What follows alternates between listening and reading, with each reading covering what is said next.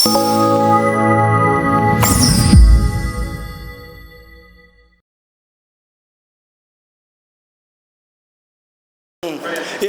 Is Sai Charan, welcome to our channel. And YCP ప్రధాన కార్యకర్త అయితే మనతో పాటు ఉన్నారనమాట. సేమ్ టైం అధిక మెజారిటీ అయితే వైసీపీ అయితే ఓడిపోయింది. ఆయన ఎలా అనిపిస్తుందో ఆయన అడిగే మనం తెలుసుకుందాం. అండ్ సీమరాజా గారు నమస్తే అండి. నమస్తే. ఓకే, అధిక మెజారిటీతో ఓడిపోయింది వైసీపీ, ఏంటి మీ ఫీలింగ్ ఏంటి?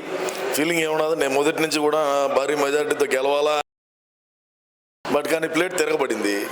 మనం చేసిన పనులు అయితేనేవి, మనం ఇచ్చిన హామీలు, మీ ఇంట్లో మంచి జరిగిందా, మీ ఇంట్లో మంచి జరిగింది అంటాం, మా ఇంట్లోనే మాకు మంచి జరగదని షర్మిల చెప్పటం, ఇట్లాంటివన్నీ కూడా చాలా వాటికి ఏడ తావీయకుండా నేనైతే యాడ్ డ్యామేజ్ జరుగుతూ ఉంటే అడలా మాట్లాడినా. కానీ రాష్ట్ర కోడికెత్తి అయితేనేమి, చిన్నాయన బాబాయ్ గొడవల కేసు అయితేనేమి మాకు 151 స్థానాలు ఇచ్చినారు. సరే ఈసారి మేమే అధికారంలో ఉన్నాం కదా, భారీ మెజారిటీ మాకు ఇచ్చాదనుకుంటే ప్లేట్ తిరగబడిపోయింది. అది మరి రోజా గారు అంటే మీ మెయిన్ మంత్రి గారు 175 రోజా పరిస్థితి ఏమున్నది, ఎత్తిపోయింది.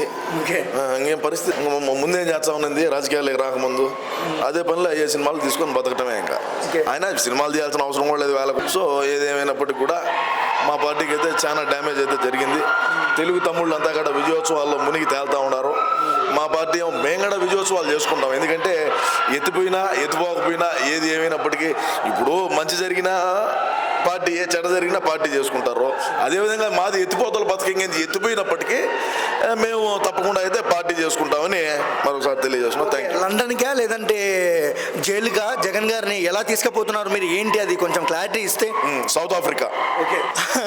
అండ్ వైసీపీ నుంచి అంటే టీడీపీ గెలుపు ఏ విధంగా మాట్లాడిస్తుందో మనమైతే తెలుస్తున్నాం. అంటే కార్యకర్తలు కానివచ్చు, పార్టీకి టీడీపీ పార్టీకి జనసేన పార్టీ సపోర్ట్ చేసిన వాళ్ళు కానివచ్చు, ఒకటే మాట, తెలుగు జాతి గెలిచింది, జనసేన గెలిచింది.